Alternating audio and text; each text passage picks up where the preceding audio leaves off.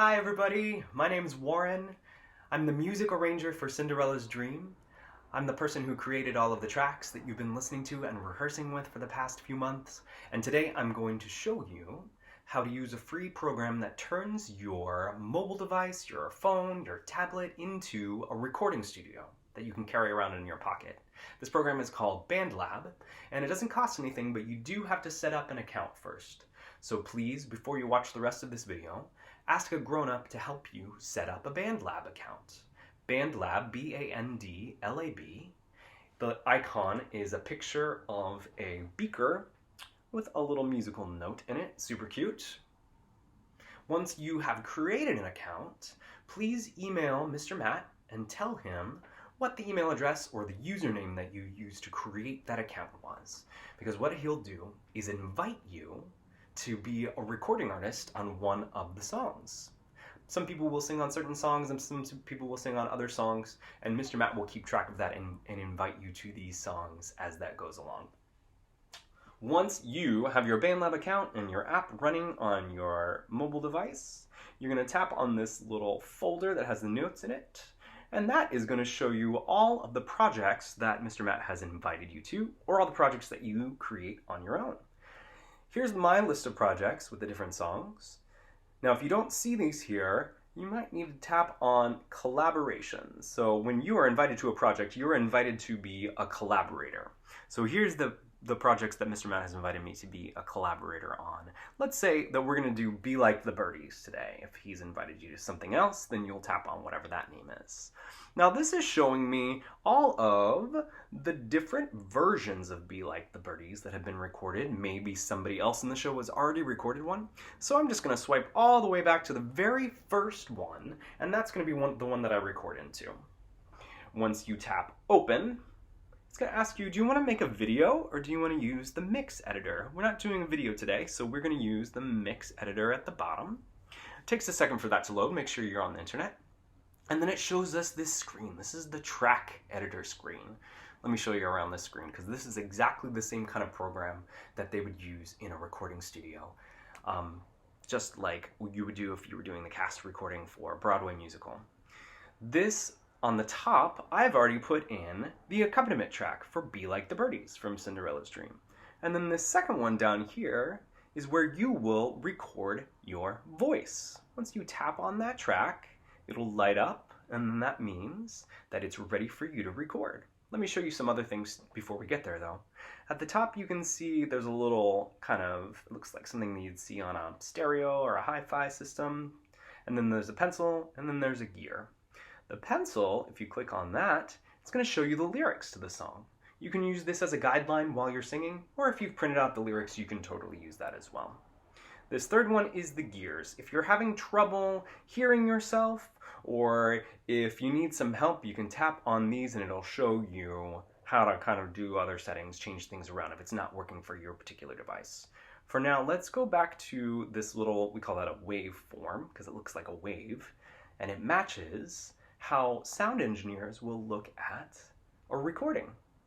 So this shows you where the sound is loud and quiet throughout the entire Be Like the Birdies track. And you can move left and right, and you can see all the different measure numbers as they scroll by at the top. So as you remember here from the pencil, the first time that you sing is measure 4. And then when we get to this section, Be Like the Birdies, that is measure 21. So if you get lost, you can always tap on your pencil and find out where you are in the lyrics. If you like, you can also turn it sideways, and it allows you to see a longer version of the track. So the whole rule with the recording studio is you don't want the microphone to pick up anything except for your voice. That's the way we can make recordings sound really good. So what we really need to do for this is use any kind of headphones. I have an older iPhone, so I can just plug the headphones right into the headphone jack. Boop. Now, I'm going to either put in one or both headphones so I can hear the track, and these headphones have a little microphone on it, so I can hold it close to my mouth and I'll hear my own voice. Or, if yours don't have a microphone on it, you can talk into the bottom of the phone, just like you would if you were talking on speakerphone. So I'm going to go ahead and hit record and you'll see that the track starts to move from left to right. When it's time for me to sing, I'll just start singing.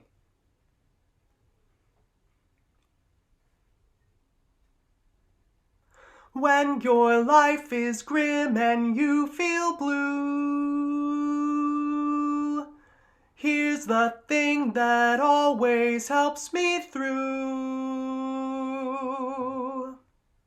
So as you could see, you couldn't hear the music, you could just hear the voice. But if you're listening with headphones, you'll be able to hear your own voice and the music at the same time, just like in a recording studio. So if your voice sounds clear, then you're holding the microphone in the right place or the phone in the right place. If your voice sounds quiet, then it might be too far away. So you can hold it closer, that's too loud. You can hold it farther away and it'll be the right amount for you. Every microphone is a little bit different. So once you have created your recording, it's going to show up right here as that waveform. You can see every single note, every single word that I sang, and how loud it was. Here's the place if I wanted to change some things about my voice, I totally could. If you want to get fancy, you could do auto-tune. These are fun things to play around with. You can tap those buttons if you want to listen back to your voice with different effects on them. But you don't need to do that for this particular project. Instead, you would tap on this arrow to take us back to the track editor. Let's say, for instance, I messed up and I didn't like the way that one sounded.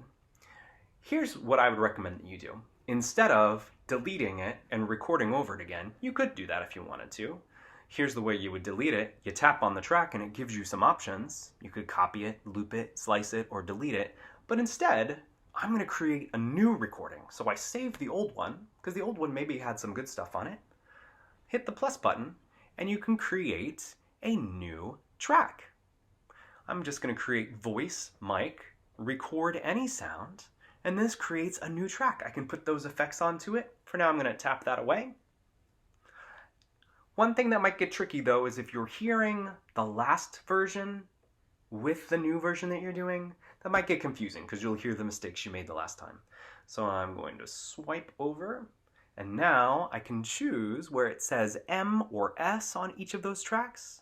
M means mute, so I'm going to tap mute, and now it turns gray to show you're not going to hear that track when you record the second one. S means solo. So let's say there were a bunch of tracks and I only wanted to hear one of them. If you tap on solo, you will only hear that track. See how it turns everything gray? I'm going to turn it back to normal. So let's say that I'm going to start this recording from the measure 21, which is Be Like the Birdies. That's when we get to the first chorus of Be Like the Birdies. I'm going to find measure 21. There it is, up at the top, measure 21. And maybe I'll even start a little bit before measure 21 and hit record and start from those lyrics. Be like the birdies on the wing. So now that I have my recording just the way I like it, and I might even have a couple different tracks, if I want to, I can go back to these track listings and hit the 3 dots on the side of the track. And I could rename this track. Let's say I want to call this Warren's Best Recording. I can save that, and then this will leave little notes to me when I look at those, so I'll know, oh, the singer likes this second one the best, even though there's also a recording in the first one. That'll give me some hints of how to use these recordings to move them in. So again, to find that, you can swipe left, or you can tap on these little lines right here, and that'll take us back and forth between editing the title of the track and being able to see the measure numbers. So the quick little rundown of BandLab: when I'm in that waveform at the top, that means I can record. If I press the pencil, I'll get to see notes on the song, which is the lyrics in this case. If I press settings, this will help me adjust. Let's say I can't hear myself, I can change some of these other settings to make everything sound a little bit better. And if I get lost, I can even tap on Getting Started, it'll give me some help about that. If I want to see the track headers, you swipe left or right. And then once you're done with the track, or once you create a new track, it's gonna ask you if you want to change the settings on that track as well. So if for whatever reason you can't hear your own voice, you can play around with these different settings, and then it'll help turn that on and off for you. So now everything's done. I've got it set. This is the version that I want to keep. All I have to do is hit exit. And when you hit exit, it'll ask you, do you want to save, discard, or cancel? Cancel will bring you back to the project. Save will save my changes. So you go ahead and hit save. And now I have a new version of the project with all of my vocals in it. And that's all I have to do. It's going to share that information with me, and then I'll be able to take the tracks that you recorded and put them all together to make one big long track. Now, BandLab, it's not that complicated of a program, but it might be confusing at first if you're not used to this. It's a very similar program to GarageBand, if you've ever used GarageBand before, or Pro Tools, which is a program that a lot of professional recording studios will use. So there might be some settings that are confusing.